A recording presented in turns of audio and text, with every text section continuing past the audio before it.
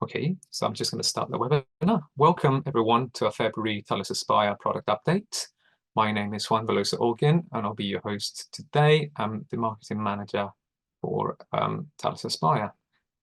Kate, next slide, please. Today I'm joined by Kate Brotfield and Georgia Georgiou, who are our Talis product managers. Scott Gibbons, the Talis head of product, our newest member of the team.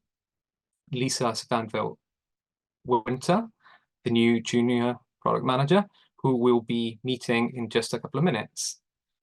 Just as a reminder, as always, this session will be recorded and sent to you. And if you have any questions, just pop them in the Q&A box or in the chat. Next slide, please, Kate. So today's agenda, we'll begin by meeting Lisa. Then Kate will look at the recent Talis Aspire updates. Then Kate and Georgia will take us through what's coming up for Talis Aspire. And Scott will give us a look at the roadmap and some closing remarks, and then we'll close the session by answering your questions. With that said, over to you, Lisa. Thanks, Juan. Hi, everyone. So yeah, I'm Lisa. I started here in January. I will be supporting Scott, Kate, and Georgia where needed. And I will also be picking up ideas and improvements that don't quite fit any of the bigger themes in our roadmap. So you will be maybe seeing me there. Before joining technology from Sage, I was working in academia in research and teaching. I did a PhD in history at Stockholm University in Sweden. And since then, I've been working a little bit here and there and in Northern Europe. Most recently, I was a visiting research fellow at King's College, the History of Science Center there. I'm still a tiny bit involved in that space, more as a hobby. So I am in a editorial board for a small publication series and co-authoring a book that hopefully is coming out. But that's just for fun on the side. And I also think it was so much fun to learn that we have such a involved and engaged customer base. So I'm really looking forward to working with you. And Kate, you're there. Thank you so much, Lisa. It's really wonderful to have you aboard, and we look forward to our journey together. So today, I just wanted to give you a few updates about some of the recent work. To start off, I'll just go back to discovery system integration. I am happy to say that we do have live customers for all 4 of our currently built integrations for EDS, Primo, WorldCat, and Summon. And those numbers of people going live are still growing. It did come to our attention that some people are not testing yet. So if you still are interested in testing, you can do that at any time. You need to contact our services as you normally might do for support, and we can work together to get you a custom URL set up. That will allow you or someone on your team specifically to test the integration through the list edit add resource screens, but it won't impact the rest of your list editors. So they won't see it until you're ready to turn that on for the entire place. So again, contact services if you wish to set up, or if you have any questions about your testing. And congratulations to all those who have gone live. So the next big news is through reviews, we have option for purchasing for anybody who has the World Share Management Services access through OCLC. We're now entering a testing phase where you will be able to test out, those of you who have it will be able to test out creating Brown's Book purchase requests. In the next few days or so, we will be sending out invitations to those, to some of those who are already set up, who have access already. And then future development will depend on what feedback we get. So we're very excited to have been working on that over the last few months, and we'll get that out at least for the beginning for folks to try it out. just a few screens. These are only mock-ups, just to give you an idea. So there'll be a new, from the review screen, there'll be a new purchase request link you can click, and you'll get a screen that will ask the pertinent information. And all you'll need to do is log into OCLC to your own account and then choose the quantity of the resource that you need to purchase. You'll get us a feedback from WMS with a purchase request ID, and then you'll be able to see it back in the review screen for that item, for that list item. You'll be able to either review the same purchase request or create another one. So we look forward to working with you folks on that. That's the OCLC WMS acquisition integration. Georgia, with that, I would hand it over to you. Thank you so much, Kate. So today I'm going to be talking about some of the exciting things that we have coming up. And one of the themes of work that you've heard me talk about before, and we are so excited that it is near completion, is the self-serve theme of work.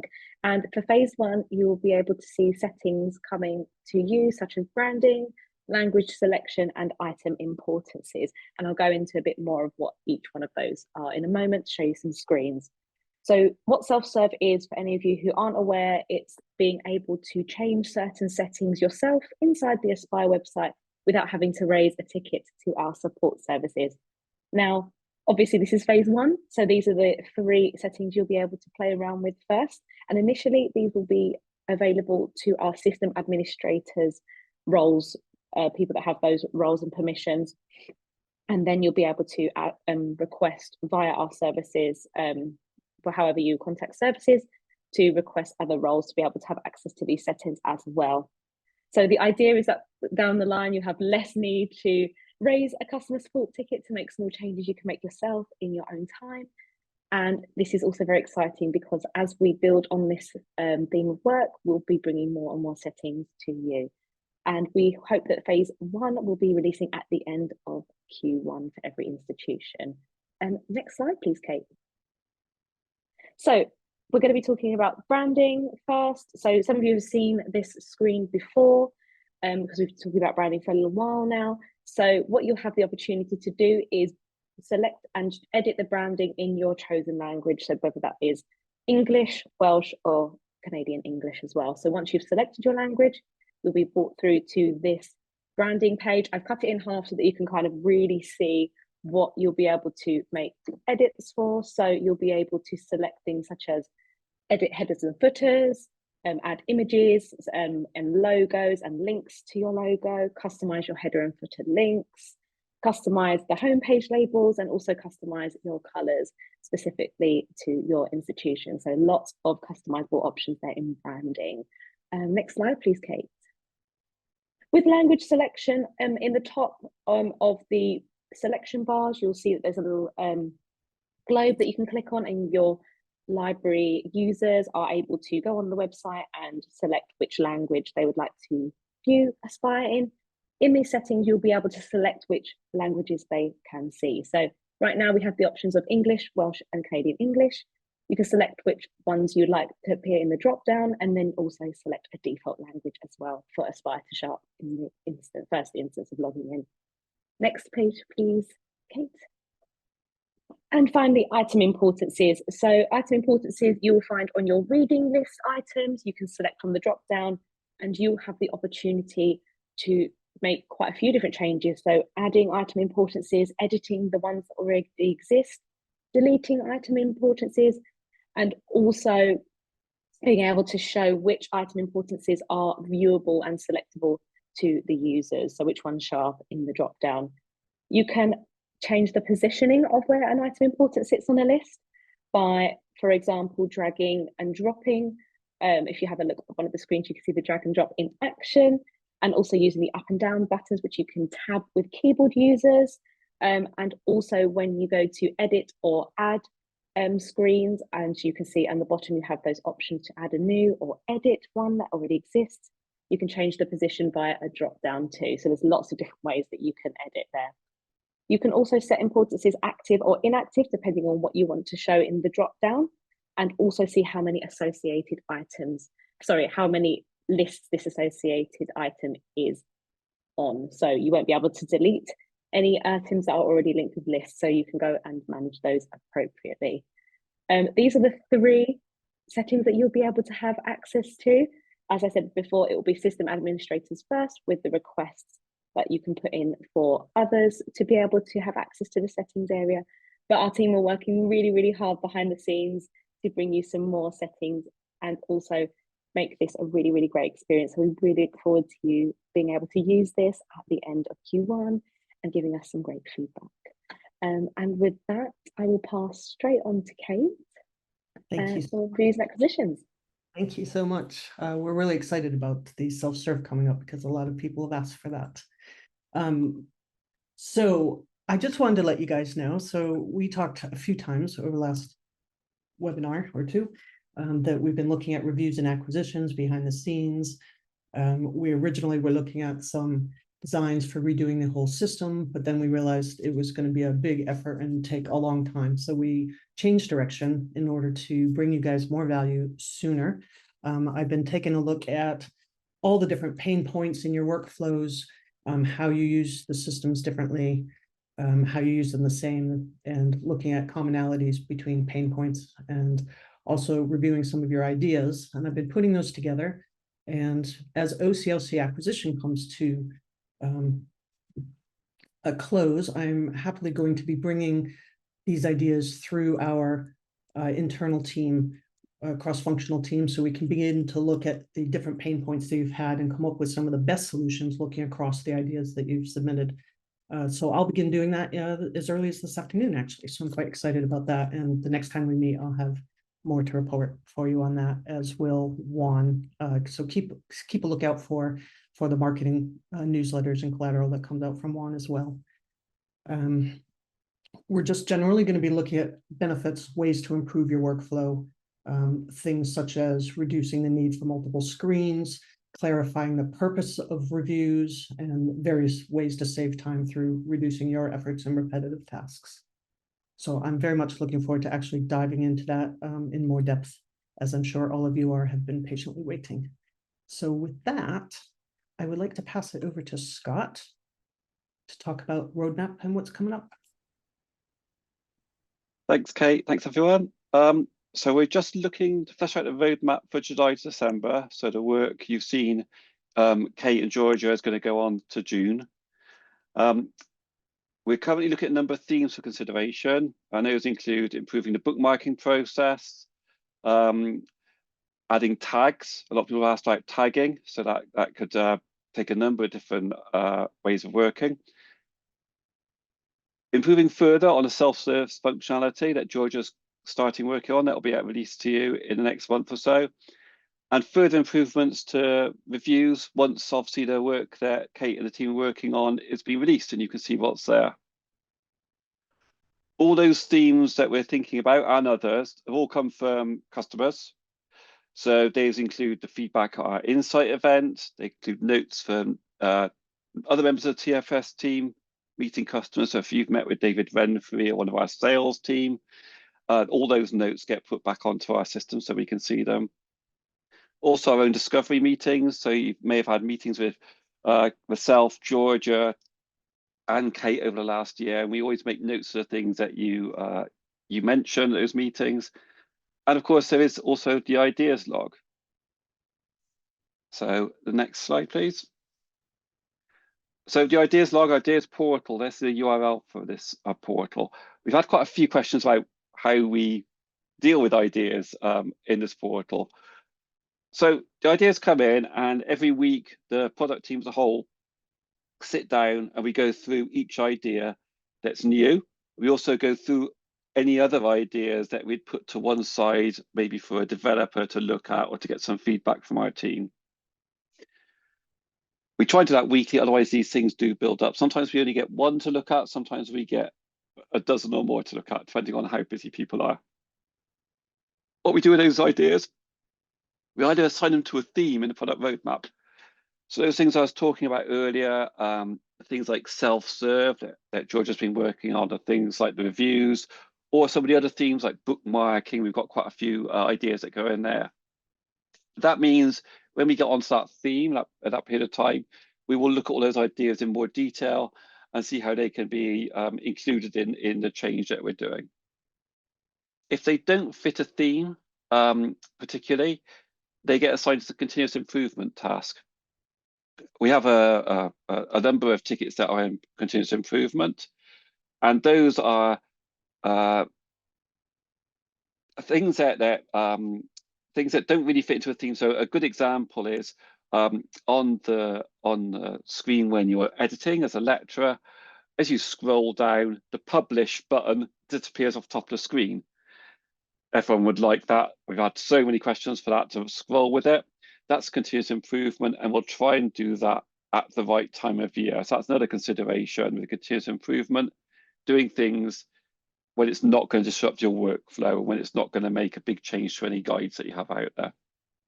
So we had quite a lot of continuous improvement tasks, and they fit in where appropriate. Other tickets will go in the product backlog. So if they don't make a theme that we're going to be doing sort of this year or for the next sort of 12 months, and they don't fit in continuous improvement, we put them on the backlog for future consideration. That doesn't mean they're dead, far from it. It means it's usually a valuable idea, but we just don't have time to do it at the moment. So maybe because not many people have voted for it. So it's important, if you put an idea in, that people vote on it. If you get just one person, it's an idea for one person. If you get 20 votes on it, it makes us know that the community want it as well. So things that are in the backlog, they're still there on ideas log. People can still vote for them. And we do review that on a regular basis to see if ideas are gaining traction, or if it's something that fits in with something we're doing at the moment.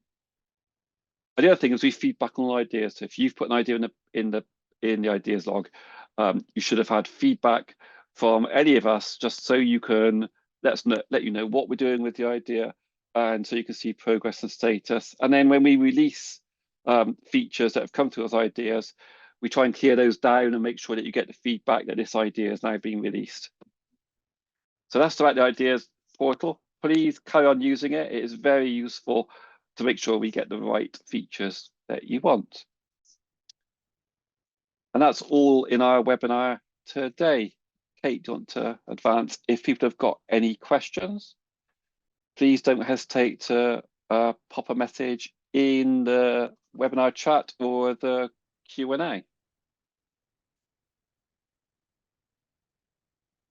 So we haven't received any so far, but we'll wait a couple of minutes.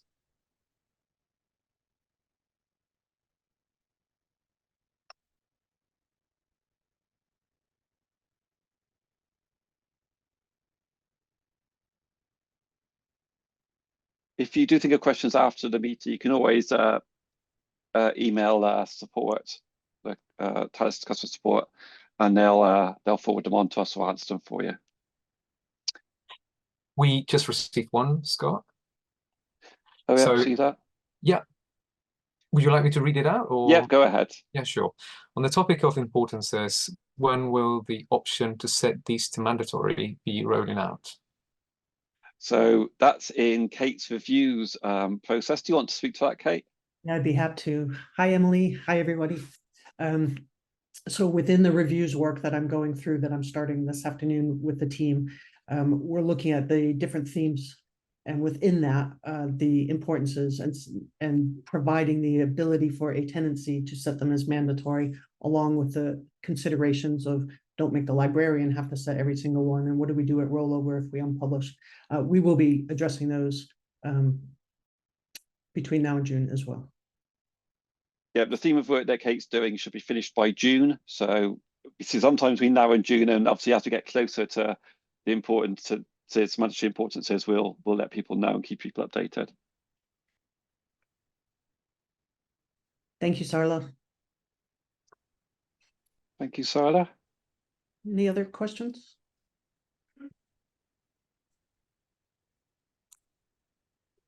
I think we're done. Okay. Nice to speak to you all, and have a good rest of your day. Thank you. Thank you, everyone. Thank you.